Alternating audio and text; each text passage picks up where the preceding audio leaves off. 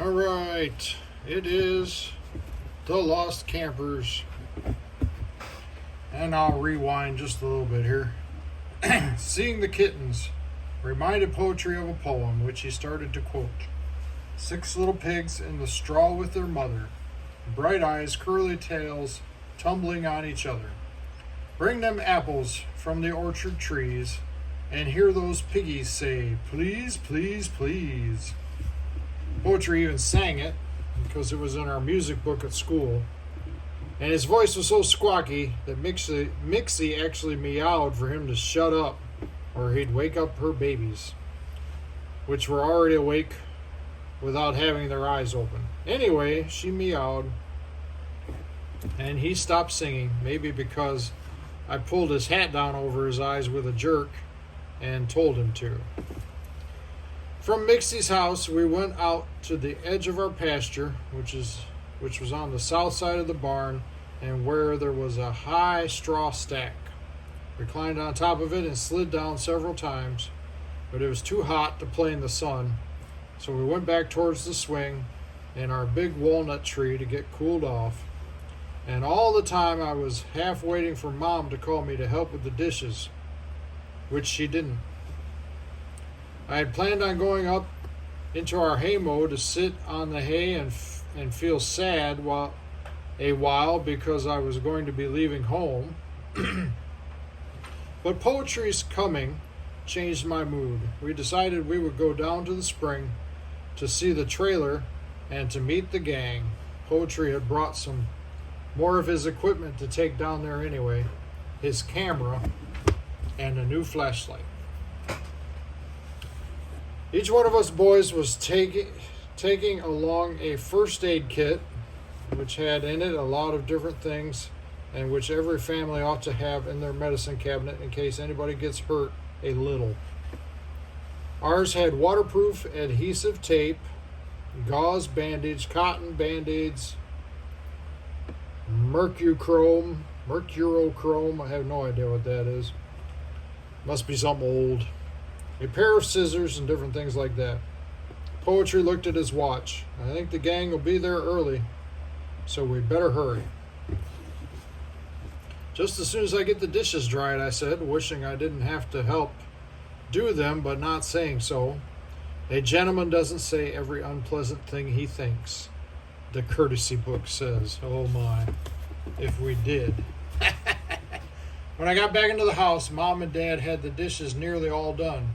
Why didn't you call me? I asked, feeling guilty. Surprise, Dad said. His big blackish red eyebrows were up and he looked at me as though he liked me a lot. Oh, there's Poetry, Mom said, looking over my shoulder at Leslie Thompson, who was filling most of the doorway behind me. Want a piece of blackberry pie? She asked him. We had too much, and with Bill gone, there won't be anybody to eat it. My parents were like that to all of my friends, which is why all the boys in the county liked my parents.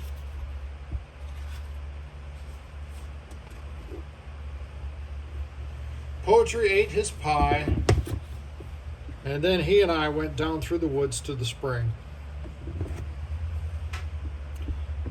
Just as we got to the top of the little hill that leads past the old beech tree to the spring, where the trailer was parked, Barry Boylan started up his big black car and began to drive away.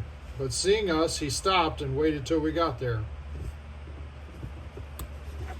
He was wearing a hat with the Scout insignia embroidered on it and a khaki shirt that was open at the neck and had short sleeves, which let his big brown muscles show like my dad's, and they were almost as big. His face was so tanned it was almost black, and he had a little scar on his cheek where he'd been shot by the police that time I told you about in my story, The Swamp Robber, when the police thought he was a bank robber. Barry Boylan had blue eyes that were as blue as the 4th of July sky. His hair was as black as a piece of coal, and there was one all gold tooth right in front which made him look important. Nowadays, a gold tooth makes you look goofy. But anyway, I suppose to a kid, it's cool. Here you are, Bill, he said, handing me the key to the trailer. I have to run into town for half an hour or so. You boys can pack your luggage in the compartment behind the folding bed.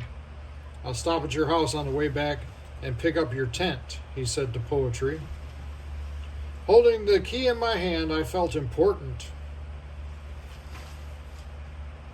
I felt important myself to be trusted like that. My goodness. None of the rest of the gang were there yet, so Poetry and I decided to go inside and wait, and he could pack his overnight kit and blanket, which each one of us boys had to take with us. Just as I was inserting the key in the lock, I heard a sound down at the spring.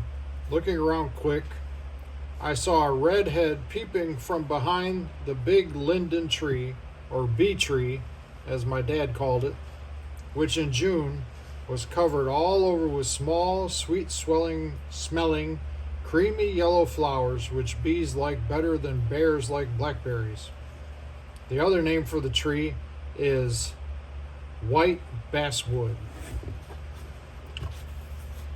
Well, I knew that head of red hair belonged to little Tom Till, whose nose I'd smashed once in a fight, and whose big brother Bob was so mean, and whose father wasn't a Christian, and who had never been to church in his life until I got him started, and who was a great little guy, even if he and I both did have red hair.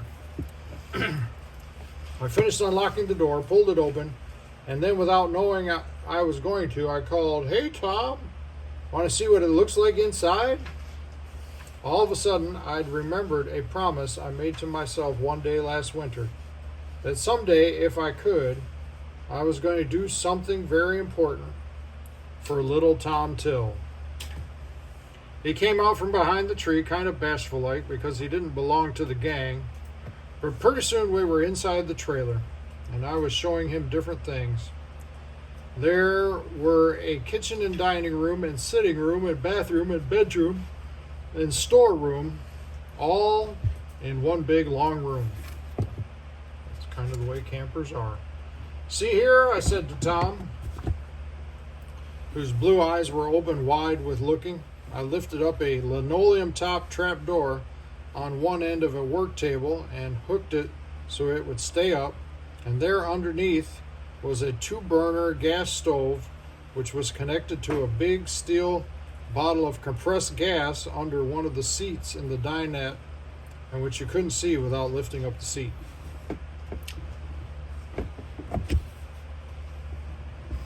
You sleep, buddy? All right, better stop there. Have a good night, everyone. Love y'all.